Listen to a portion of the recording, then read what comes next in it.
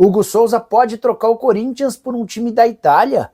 No vídeo de hoje do canal do Nicola trago a resposta de uma pessoa que trabalha para o goleiro corintiano. Novidade também sobre Pablo Mari. Prensa italiana afirma que há pelo menos 4 clubes brasileiros interessados no ex-zagueiro flamenguista. Vocês lembram dele, né? Espanhol que fez muito sucesso em 2019. Jogadores na pré-lista de Carlo Ancelotti, a Nike desistindo daquela ideia da camisa vermelha para a seleção na Copa do Mundo. Isso sem falar nas últimas de mercado, bastidores, finanças e muito mais. Fala aí pessoal, sou Jorge Nicola, bem-vindos a mais um vídeo do canal, sempre bom ter vocês por aqui. Sem perder tempo, pedir para deixar like, se inscrever no canal e ativar as notificações. É hora de falar sobre a possibilidade de a seleção brasileira usar uma camisa vermelha na Copa do Mundo de 2026. Você vai lembrar que esse tema rendeu enorme polêmica alguns meses atrás. Dá para dizer que a Nike desistiu dessa iniciativa. E as duas camisas que serão usadas pela seleção brasileira em 2026 serão tradicionais. A primeira, amarela, da cor que a gente se habituou e inspirada no modelo usado pela seleção na Copa do Mundo de 1970. A segunda, azul, essa sim vai ter a assinatura do Jordan, era uma das ideias que a Nike tinha para a camisa vermelha. Essa camisa azul terá inclusive um modelo mais futurista. Estou curioso para saber o que vai sair dessa história sobre a camisa vermelha. Existia a intenção da Nike de fazer o Brasil jogar de vermelho, até porque o novo contrato de patrocínio firmado entre Nike e CBF prevê cifras absurdas. E a ideia com o vermelho seria causar em todo o mundo, garantindo compras por todo o planeta. Só que a repercussão no Brasil foi tão ruim, mas tão ruim, que a ideia acabou sendo descartada.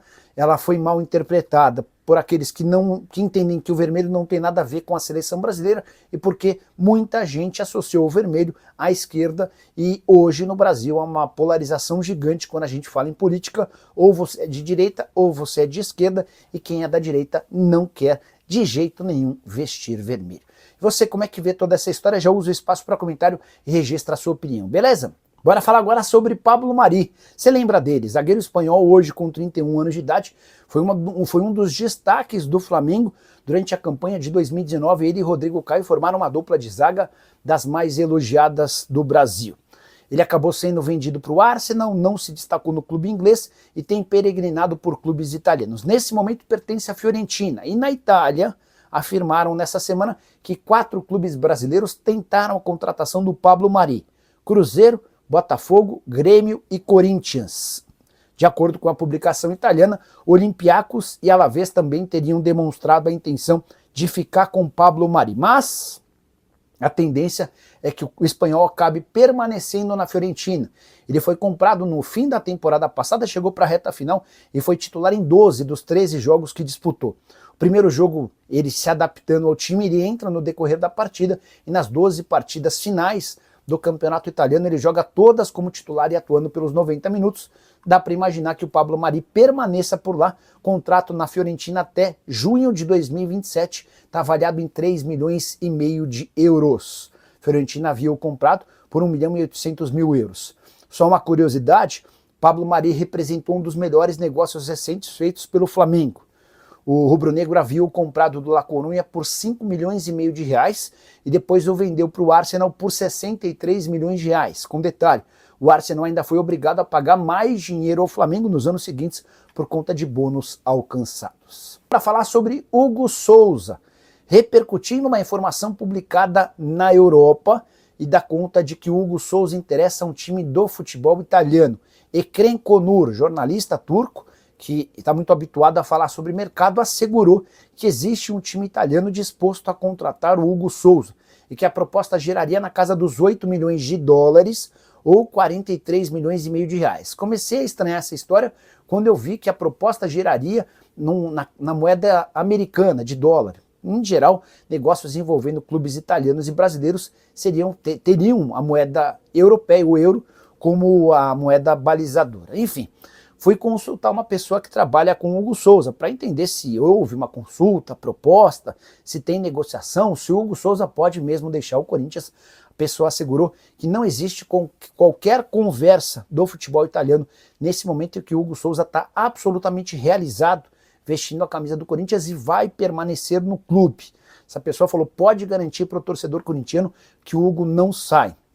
jogador que havia sido comprado do Flamengo por 7 milhões e 300 mil reais. Esse valor inclui a compra dos direitos econômicos, 1,5 milhão de reais de multa, porque ele foi utilizado em jogos contra o Flamengo, além também de um empréstimo, né?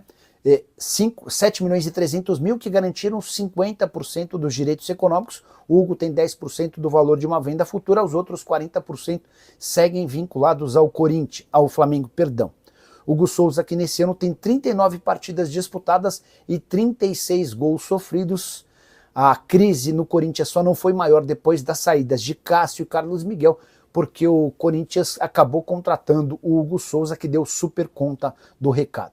Só para arrematar em relação ao Timão, contar que a renovação de contrato de Gui Amorim, atacante da base, que existia o risco de que o Corinthians perdesse, como aconteceu com o Cauê Furquim, essa renovação está praticamente encaminhada e o Corinthians vai ficar com o Gui Amorim, uma preocupação a menos para o presidente Osmar Stables. Quero te falar agora sobre a CNRD, a Câmara Nacional de Resolução em Disputas, que na teoria deveria servir para moralizar o futebol brasileiro, mas a verdade é que até agora ela é uma grande vergonha, uma farsa. Só para você entender, vou usar o exemplo do Corinthians, que no ano passado contratou o Ranielli do Cuiabá e o Félix Torres do Santos Laguna. Corinthians não pagou o Ranielli e não pagou o Félix Torres, ou seja, Santos Laguna e Cuiabá ficaram a ver navios. O Félix Torres, ou melhor, o Santos Laguna recorreu à FIFA, por ser um clube mexicano e internacional. O Cuiabá recorreu à CNRD, a Câmara Nacional de Resolução de Disputas. A FIFA já condenou o Corinthians em primeira e em segunda instância, e agora o Timão se apressa para tentar pagar 33 milhões de reais à vista para evitar o transfer ban, para retirar o transfer ban. O Corinthians já foi punido e hoje está proibido de inscrever atletas. Nesses 33 milhões de reais, com pagamento à vista, a juros e correção monetária. Já a Câmara Nacional de Resolução em Disputas firmou um acordo com o Corinthians para que o Timão pague o que deve ao Cuiabá pelo Ranieri em 6 anos, sem pagamento de juros. Ou seja, um verdadeiro caos. É por isso que os clubes brasileiros devem tanto para outros clubes brasileiros. Isso acaba se tornando uma grande bola de neve. E a gente discute ou vê os clubes debatendo a respeito do fair play financeiro com a ideia de utilizá-lo a partir do ano que vem. Já dá para dizer que se for a CNRD que for fiscalizar e cuidar desse fair play financeiro, já dá para cravar que ele não vai funcionar.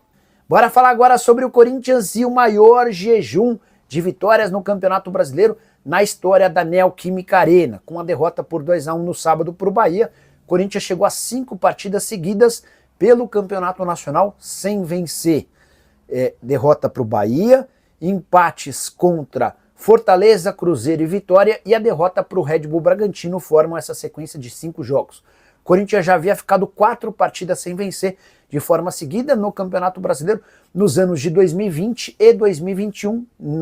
5 partidas é algo inédito e mostra um pouquinho da perda da força do Corinthians como mandante, algo que se torna extremamente preocupante para um Timão que precisa de pontos até para não brigar contra o rebaixamento. O Z4 está cada vez mais próximo do Corinthians. Importante destacar que, como mandante nesse atual Campeonato Brasileiro, o Corinthians soma 10 partidas, com 4 vitórias, 3 empates e 3 derrotas, só 50% de aproveitamento dos pontos. Você pode estar curioso para saber quando foi a última vez que o Corinthians ficou 5 ou mais jogos sem vencer em sequência no Campeonato Nacional como mandante. Isso se deu em 2007, ano do rebaixamento do Corinthians, bem antes da inauguração da Neoquímica Arena. Na oportunidade, 7 partidas sem vitória e o Corinthians rebaixado para a Série B. Família, ficamos aqui com aquele giro de notícias do Corinthians, atualizações importantes do maior clube do Brasil, para você ficar ligado sobre as últimas atualizações do maior clube do mundo. A gente está falando realmente do Coringão, o maior time do Brasil. Se você ficou no vídeo até agora, jamais, em hipótese alguma, esqueça de deixar aquele like maroto, se inscreva no canal e ativa também o sino das notificações para ficar por dentro de todas as atualizações do Corinthians. Combinado, rapaz? Um grande abraço no teu coração, segue para mais, até o próximo vídeo, vamos para cima, vamos que vamos com tudo. Tchau.